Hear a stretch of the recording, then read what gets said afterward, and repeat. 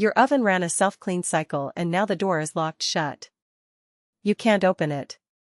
Don't panic, this is fixable. Why it happens: during self-clean, the oven heats to over 800 degrees. The door lock engages for safety so nobody accidentally opens a door at that temperature. After the cycle, the lock should disengage once the oven cools below a safe temperature. But sometimes it doesn't. Step 1. Wait. Seriously. Give it 2 to 3 hours to cool completely. Many stuck locks are simply because the oven hasn't cooled enough yet. Be patient. Step 2. Try a hard reset.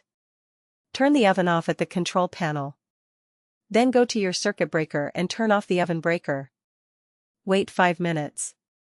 Turn it back on. This resets the electronic lock on many models.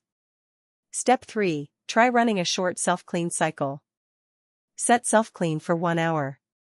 After 30 minutes, cancel the cycle. Sometimes re-engaging and disengaging the lock cycle frees the latch. If none of those work, the door latch motor or lock mechanism has failed. It's physically stuck in the locked position.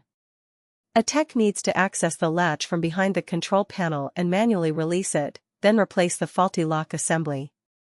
150 to 300. Pro tip: avoid self-clean cycles on ovens over 10 years old.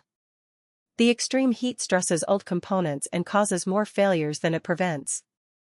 Oven door repair. Port St. Lucie, Stewart, Fort Pierce, Jensen Beach, Palm City.